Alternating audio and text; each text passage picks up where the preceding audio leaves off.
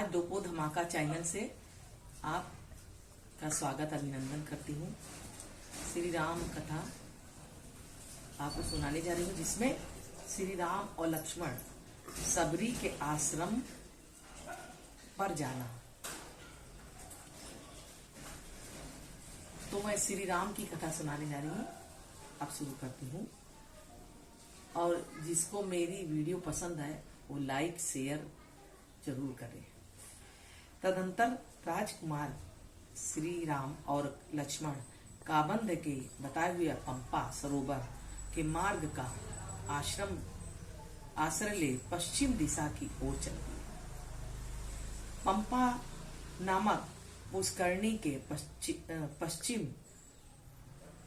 तट पर पहुंचकर उन दोनों भाइयों ने वहां सबरी का रमणी आश्रम देखा। वे आश्रम पर जाकर सबरी से मिले। सबरी सिद्ध तपस्विनी थी। सबरी क्या थी? तपस्विनी थी। सबरी जो है वाट जो रही थी भगवान श्री राम का। उन दोनों भाइयों को आश्रम पर आया देख उसके श्री राम और लक्ष्मण के चरणों में प्रणाम किया। विधिवत उनका सत्कार किया। उसने बोली, रघुनंदन, आज मेरा जन्म सफल हुआ।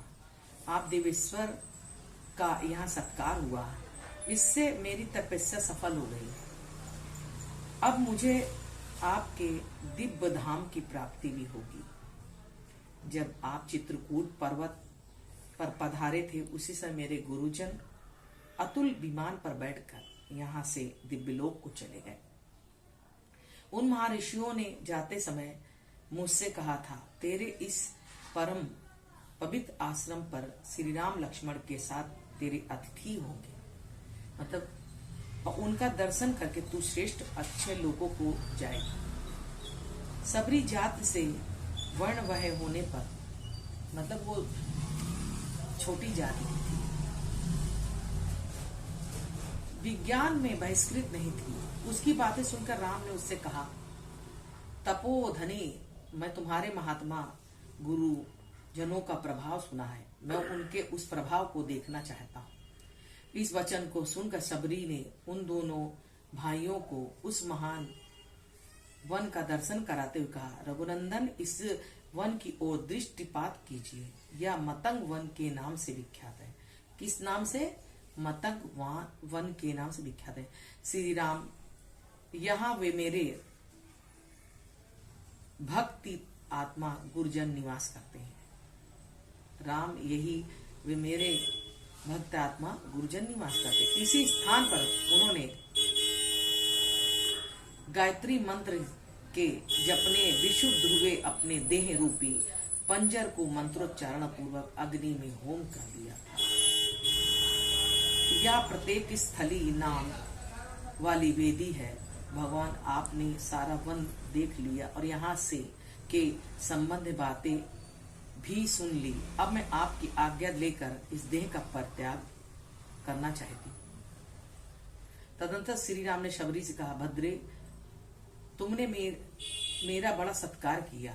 अब तुम अपनी इच्छा के अनुसार अभीष्ट लोगों को यात्रा करो। इस प्रकार सबरी ने अपने को आग में होम करके प्रज्वलित शरीर प्राप्त किया तथा स्वर्गलोक को चली गई। कहते भगवान का दर्शन करने से भगवान को अपने झूठे बैर, भगवान आज आप हमारे आश्रम में आए हैं, हम आपको क्या खिलाएं? तो सबरी जो बैर होती है उसको चक चक के खिला रही है। लोग कहते हैं अरे भगवान को झूठा नहीं खिलाना चाहिए, लेकिन प्रेम इतना था कि सबरी ने उसको खिलाया।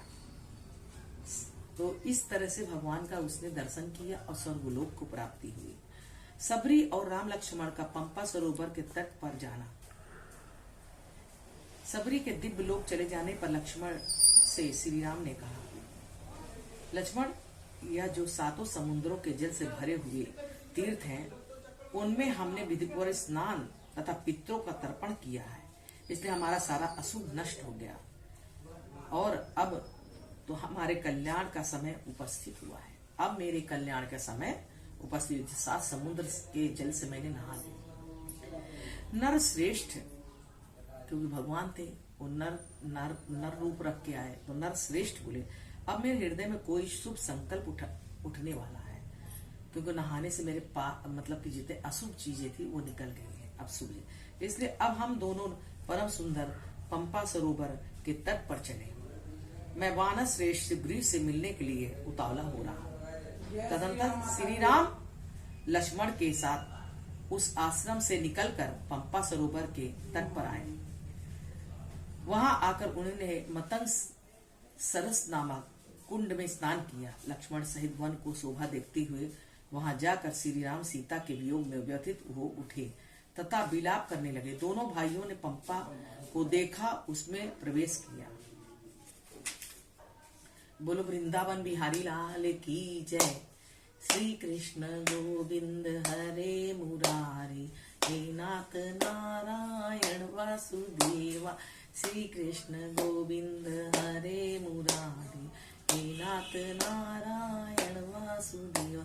बोलो वृंदावन बिहारी लाल की जय।